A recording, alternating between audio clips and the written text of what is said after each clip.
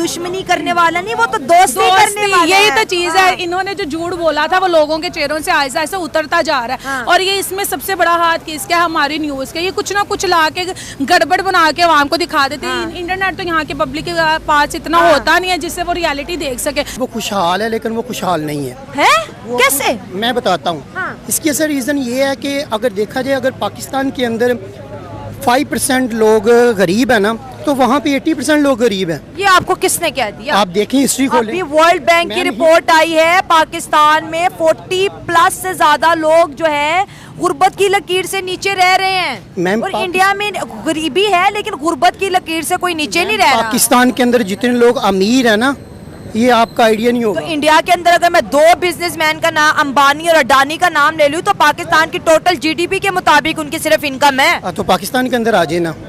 तो वो क्यों पाकिस्तान के अंदर है? वो इंडिया के लिए काम करे। इंडिया में उनकी पैदाइश हुई है, इंडियन है वो। के मैंने अभी उनका G20 देखा, जिस तरह से इंटरनेशनल लेवल पर उसको सेलिब्रेट किया गया, ज़बरदस्त। और मैं ये भी इस बात की भी गारंटी दूंगी, जिस तरह से अभी वर्ल्ड कप की ओपनिंग वहाँ पे होगी तो वो भी लोगों के होश उड़ाने वाली है। क्योंकि वहाँ पे जितनी भी कंट्रीज़ के जो क्रिकेटर आए हैं, जो टीमें आई हैं, वो सबको हैरान कर देंगे कि हम लोग हर चीज़ में नंबर 1 है। उसका इतना शानदार इस्तकबाल, के इतना प्यार, इतनी मोहब्बतें, क्यों नफरत करें? नफरत में क्या रखा है? दिखावे के लिए। आपको पता है क्या दिखा? इंडिया ने जो किया वो दिखावे के लिए किया। मैं आपको एक बात बताऊं, आपको पता है कि सबसे पूरी दुनिया के अंदर पाकिस्तान को एक अलग मुल्क तस्लीम किया गया, लेकिन इंडिया ने क्यों नहीं किया था? बताएं।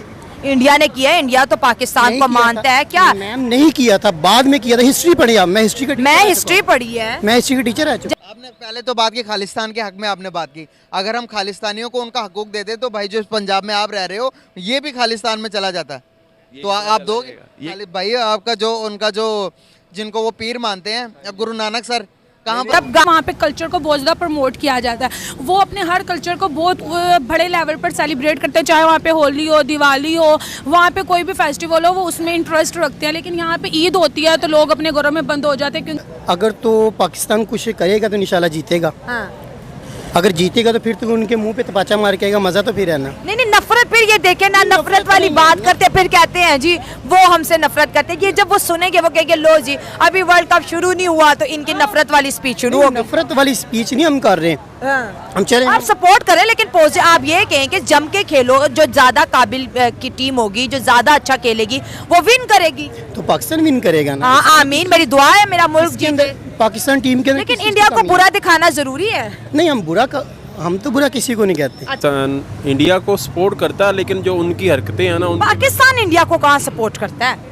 मतलब कि आपस में सुनने में तो ये आता ना कि मतलब इंडिया और पाकिस्तान की आपस में नहीं बनती। हाँ, नहीं बनती। पाकिस्तानी उनको तहे दिल से मानते हैं। अच्छा, हाँ, ये पाकिस्तानी इंडिया को मोहब्बत करते हैं। आप ये कह रहे हैं, अच्छी बात है, जबरदस्त। और कल बाबरी से बाबर तक गेरवे रंग में नहा चुका है। और कल हमने हिजाब पहनी हुई, गेरवे रंग से नहाई हुई महिलाओं को देखा और तब एक संदेश आया। देखिए, हर एक चीज का एक उपदेश होता है, एक साइन होता है, एक संदेश होता है कि हम हिजाब में तो रहेंगे और हम सपोर्ट मोदी जी को करेंगे। नहीं, गुरु नानक को जोड़े, वो जो उनके अमृतपाल सिंह जो है, उनके खालिस्तान जो मूवमेंट चला रहे हैं इस वक्त, वो सिर्फ उनका होल्ड सिर्फ उनके पंजाब पे है। जलंधर, मुझे एक बात बताओ, पंजाब पूरा तो अगर हम बड़े सगीर में देखें, पंजाब पूरा तो एक ही था। बड़े सगीर तो पुरानी बात कर रहे हैं ना, अब तो दौर किधर से किधर पहुंच गया। हमारा पंजाब हमारे पास ही है, उनका खालिस्तान अगर आजाद होता है वो उन्हीं का पंजाब होगा, ये पंजाब इंक्लूड नहीं। नरेंद्र दामोदर दास मोदी इस भारत का प्रधानमंत्री,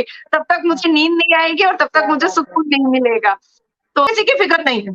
तुम मुझे गाली दो, नो इश्यूज। तुम मुझे बुरा बोलो, मुझे कोई प्रॉब्लम नहीं है। तुम मुझे खराब बोलो, मुझे कोई प्रॉब्लम नहीं है। पर बेटा एक हाथ में कुरान और एक हाथ में कंप्यूटर लेना पड़ेगा। कह रहा हूँ कि सिंध में वो जो हिंदुओं पर हो रहा है, ये जामशोरो वाली साइड पे, और हमारे कुछ हैं फ्रेंड्स जो वहाँ पे रहते हैं, वो जो इस चीज़ का शिकार हो रहे हैं, वो काफ़ी ज़्यादा वहाँ पर हुकूमत का जो है ना बेसिकली कंट्रोल नहीं है वहाँ पे लोगों का। जो स्टेट है हमारी वहाँ पे इस तरह कवर नहीं कर रही उनको। तो वो मेरे कुछ दोस्त हैं, वो उनसे जब रिसेंटली मेरी बात हुई थी, वो यही कह रहे थे कि वो ना एक किस्म का डाकुओं का गढ़ बन चुका है वहाँ पर। ज़्यादातर ये गन फाइटिंग, ये वो चीज़ें चलती रहती हैं, डकैती, ये वो हर चीज़ का मामला चल रहा है, लेकिन पुलिस उसको उस तरह कवर नहीं कर रही। तो इसलिए अब देखा जाए ना कि वो भी फिर ज़ाहिर सी बात है, माइनॉरिटीज़ भी अपना हक चाहती हैं। जिस तरह पाकिस्तान 1947 में अलहदा हुआ था, इस तरह अब हर कोई बंदा उठ के कहने लग जाए हमारी अलहदा स्टेट होगी। पॉसिबल है? पॉसिबल तो होना मुश्किल होगा, क्योंकि पाकिस्तान को आपको पता है ऑलरेडी हालात जितने टाइट चल रहे हैं। आपको पाकिस्तान को नहीं उठने को भी मेरे ख्याल से, अगर आज करप्शन बिल्कुल ज़ीरो चले जाए तो भी काफ़ी 100 साल तो नहीं, खैर 15 से 20 साल लगेंगे कम से कम भाई, अगर पाकिस्तान बिल्कुल करप्शन ज़ीरो चले जाए। मुझे वो गालियां मंजूर हैं, लेकिन मैं आवाज बनकर रहूंगी, मैं न्याय दिलाकर रहूंगी, मैं जस्टिस के लिए चिल्लाती रहूंगी और उस दिन तक चिल्लाती रहूंगी जब तक मैं जिंदा हूं। मुझे था 1993 में बाबरी मस्जिद को गिरवे रंग से नहलाया गया था, 2023 में बाबर को गिरवे रंग से नहलाया गया। और कल हेलो फ्रेंड, अस्सलाम वालेकुम, नमस्ते एंड सत श्री अकाल, और आप देख रहे हैं मेरा खास शो डिबेट विद शाइला। और आज हम बात करेंगे तेलंगाना में प्राइम मिनिस्टर नरेंद्र मोदी ने जिस तरह से अपना जलवा दिखाया। मैं कहती हूँ पूरा इंडिया गूंज उठा है जी चेंज की आवाज़ से, बुलंदियों की आवाज़ से। और ख़ास बात इस रैली में ये थी, हमने ये देखा कि बुरखे और हिजाब में जी ख़वातीन वहाँ पर मौजूद हैं, भगवा रंग की उन्होंने चादरें लपेटी हुई हैं और चेंज की बात कर रहे हैं। तेलंगाना की ये जो रैली है इस वजह से बहुत ज़्यादा हाईलाइट हो रही है, क्योंकि एक तो यहाँ पर कांग्रेस की सरकार है और दूसरा जो मुसलमानों के ठेकेदार है असदुद्दीन अवैसी को भी इस रैली ने बेनकाब कर दिया है। हमारे साथ मौजूद है नाजिया इलाही खान, इनसे हम बात करेंगे 13,500 करोड़ की इन्वेस्टमेंट लाई जा रही है बीजेपी सरकार की तहत तेलंगाना में, जो कि मुसलमानों के लिए बेहतरी है, जो उनकी जिंदगी के अंदर चेंज लेके आएगा, सुधार लेके आएगा। Thank you so much Nazia ji हमें ज्वाइन करने के लिए। नमस्कार, अस्सलाम वालेकुम। देखिए ऐसा है कि कहते हैं कि 1947 वाली जो डिवीजन हुई ना, ये बिल्कुल नहीं थी होनी चाहिए। मुसलमान वहाँ पर ज्यादा खुश हैं as compare to Pakistan. Owaisi साहब की नींद उड़ चुकी है, चैन उड़ गया है, भूख और प्यास उड़ गई है।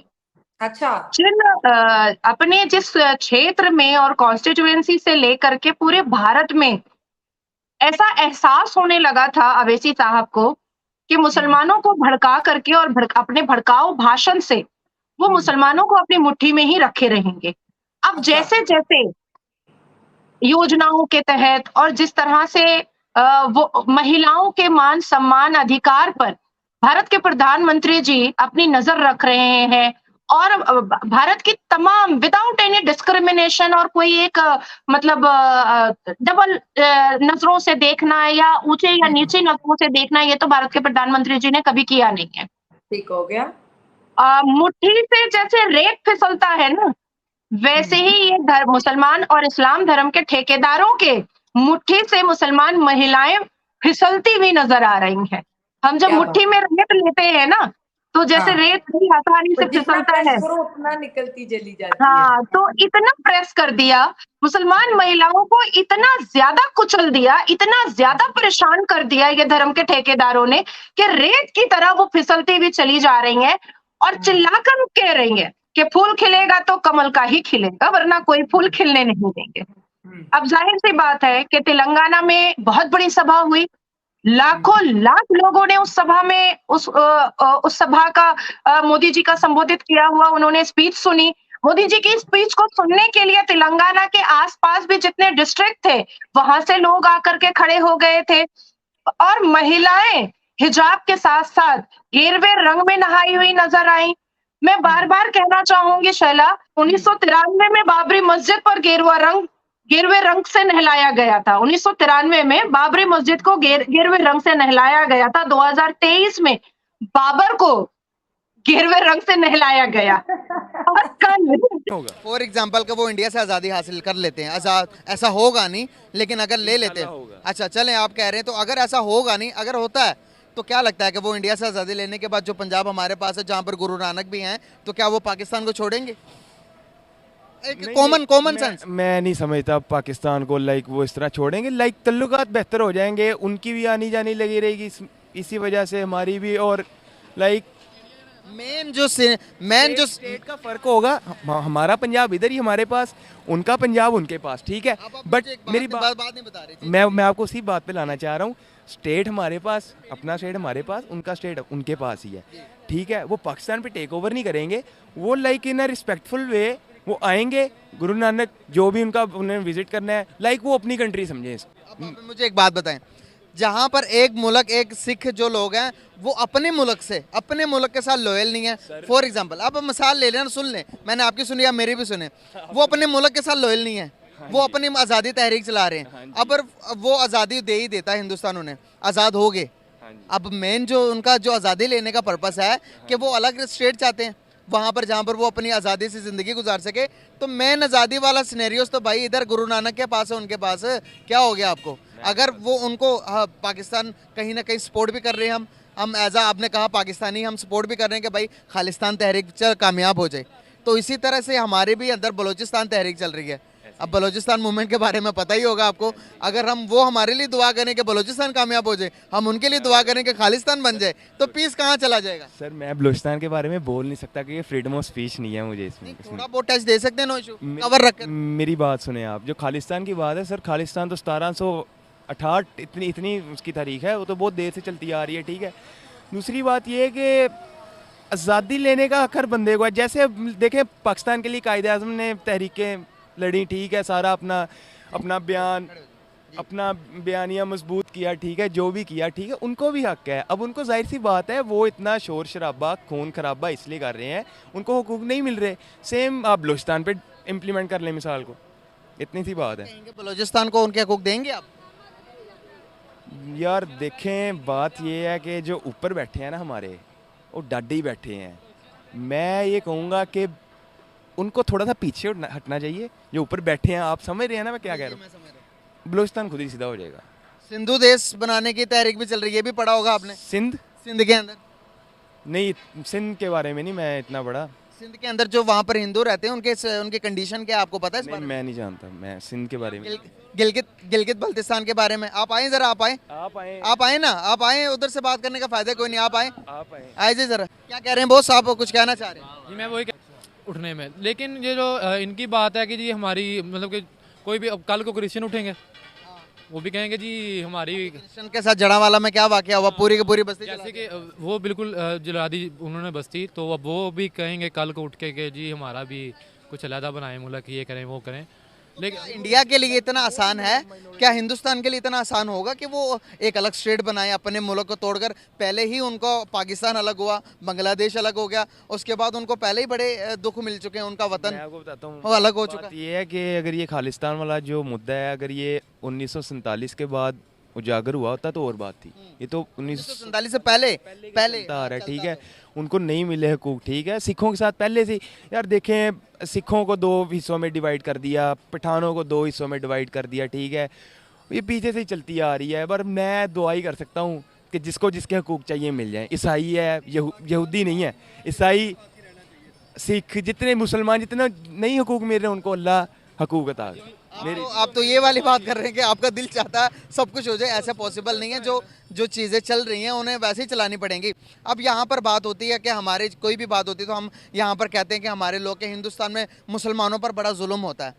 यहाँ पर एक वीडियो भी है जो कि मैं आपको दिखाना चाहूँगा, वो ये वीडियो देखेंगे ताकि ईजी हो जाए हमारे लिए। अब यहाँ के मुसलमान, यहाँ के जो हमारे लोग कहते हैं कि बड़ा जुल्म होता है, और वहाँ के मुसलमान के क्या उनका फैलाने आए हैं। राहुल गांधी, सनातन धर्म हमारे देश में हजारों साल पुराना धर्म है, और हमारा जो इस्लाम है वो कहता है कि दूसरे के धर्मों की इज्जत करो, उन जैसे बेवकूफों की तरह नहीं। 2024 में प्रधानमंत्री कौन बने? नरेंद्र मोदी जी बनेंगे। तीसरी बार पूरी बहुमत से प्रधानमंत्री नरेंद्र मोदी जी बनेंगे। और इस बार मैं आपको बता दूं, रीजन पूछे, बड़ा योगदान मुस्लिम समुदाय का होगा। 75 साल के अंदर देश को बर्बाद किया है। कांग्रेस पार्टी नहीं कहूंगा, ऐसे कांग्रेस कंपनी कहूंगा। इन्होंने अपनी तिजोरियों का विकास करा है, अपने रिश्तेदारों का विकास किया है, अपने घर वालों का विकास किया। देश का सिर्फ और सिर्फ कांग्रेस पार्टी ने विनाश किया है। देश का विकास करने वाला सिर्फ एक ही शख्स है, वो है नरेंद्र मोदी। मुझे एक बात बताएं कि जो बंदा इतना जालिम होता तो क्या वहाँ के मुसलमान उठकर ये कहते। और अगर हम स्टेट भी चेक करें, स्टेटस चेक करें तो उनका जो ग्राफ है, उनके पास 600 बिलियन डॉलर्स का रिजर्व है। उनके अगर जीडीपी देखेंगे आने वाले कुछ सालों के अंदर, कुछ टाइम के अंदर वो भाई 5 ट्रिलियन डॉलर्स को टच करने जा रही है। तो वहाँ पर मुसलमान नरेंद्र मोदी के नारे नहीं लगाएंगे तो और क्या करेंगे? यहाँ पर हमारे कौन सा ऐसा पॉलिटिशियन है जिसने बहुत अच्छा काम किया हो कि जिसके हम भी नारे लगाएं कि वाकई में बड़ा अच्छा काम किया हो? किसी ने भी नहीं किया सिवाय। आपको डिफरेंस बताता हूँ कि अब कई लोग होते हैं वो